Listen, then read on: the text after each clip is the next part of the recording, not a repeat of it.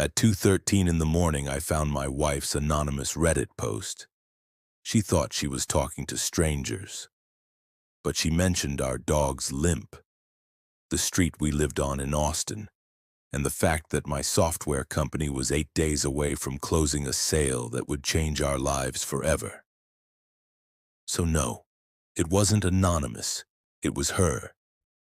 And the question she asked Reddit wasn't whether she still loved me. It wasn't whether our marriage could be saved. It wasn't even whether cheating made her a bad person. Her question was this: should I pretend to be a loving wife for 8 more days so I get more money in the divorce after my husband sells his company? Then, I made the mistake of scrolling down, because one of the top comments said, "You play nice until the wire hits, leave after the payout." And my wife had replied, "That's what my husband's best friend said too." I just stared at the screen. My name is Ethan Cole, and by the time the sun came up that morning, I knew 2 things for certain. My marriage was over, and my best friend had helped plan the funeral. But before we get into what happened next, don't forget to like, subscribe, and turn on notifications so you don't miss the next story. I met Chloe Bennett 9 years earlier. She was magnetic. She laughed with her whole face, moved like every room already belonged to her, and had this gift for making you feel like you were the most interesting man alive. Back then, I was nobody special. Just a guy building route optimization software in a cramped space in Austin. Chloe said she loved that I was grounded. She called me safe, steady, real. I didn't realize those words were temporary compliments. Later, they became reasons she outgrew me. We got married 2 years after we met. The first few years felt solid. We had routines: Sunday coffee, Thai takeout, Netflix on the couch with her feet cold against my leg. If you had asked me then whether I was happy, I would have said yes without hesitating. What I didn't see was that Chloe didn't want peace. She wanted momentum, status, acceleration. And once my startup started taking off, she changed. New clothes, new circles, the passive little comments when we got home. You know who really stood out tonight? Mason Reed, my best friend since college, the guy who stood beside me at my wedding, the guy I brought into my company as COO because I trusted him more than anyone alive. Mason was polished where I was blunt. He could walk into a room full of millionaires and make them feel like old friends. I handled the systems. Mason handled the people. He also started handling my wife. I didn't know that yet. I just thought Chloe admired him, which in hindsight is such a pathetic sentence. 3 months before I found the Reddit post, a logistics platform out of Chicago wanted to acquire my company. The number was enough to change my life permanently, enough to buy freedom. That's when Chloe suddenly became warm again. She started making coffee in the mornings, touching my arm in the kitchen. She even said, "I'm proud of you, Ethan, really proud." I almost broke right there. Because when someone has been emotionally gone for a long time, even a counterfeit version of affection can feel like rain in a drought. Now I know what it really was. Positioning. 8 days before the acquisition was set to close, I woke up thirsty. Chloe's side of the bed was empty.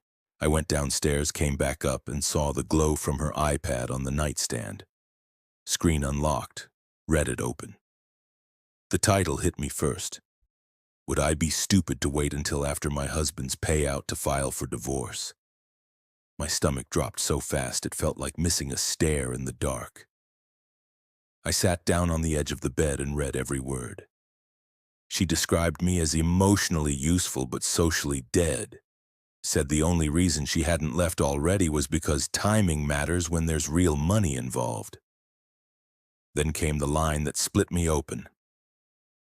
There's also someone else. He understands ambition. Someone in the comments asked if the other man was worth blowing up her life for. she answered. He's been in our lives for years. My husband trusts him completely. I didn't feel rage first. I felt heat leaving my body. Another user asked if the best friend was serious.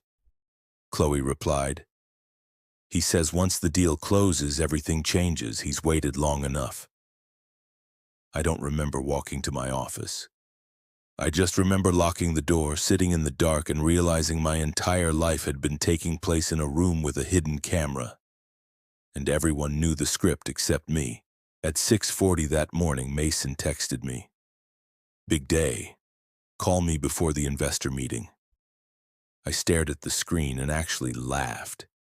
Not because it was funny, because once pain crosses a certain line, your body stops knowing how to react. I called my lawyer, then a forensic accountant, then our board chair. By noon, I delayed the acquisition. I told the buyers a material internal issue had surfaced and I needed 72 hours. Next, I pulled internal access logs. Mason had been downloading confidential files to a private device for weeks. Not enough to destroy the company, but enough to bury him. That evening, Chloe came home, kissed my cheek, and asked, "Long day?" I looked right at her and said, "You have no idea." The next 2 days were the cleanest, coldest days of my life. My lawyers documented everything. The board suspended Mason. IT cut his access at 9:12 Wednesday morning. At 9:19, he called me 7 times. At 9:24, Chloe texted, "Did something happen with Mason?" That was the moment I knew. Not because she asked about him, because she asked about him before she asked about me. I spent those 72 hours doing something far more satisfying than screaming. I moved, not emotionally, strategically. The sale was restructured. My payout would hit a protected entity Chloe had no claim to. My lawyer was very calm. He said, "Your wife was planning around a fantasy number. She has no idea what's actually reachable." By Friday night, the acquisition was back on. By Saturday morning, I had evidence of the affair, evidence of Mason's breach, and a legal strategy that made Chloe's little Reddit countdown completely irrelevant.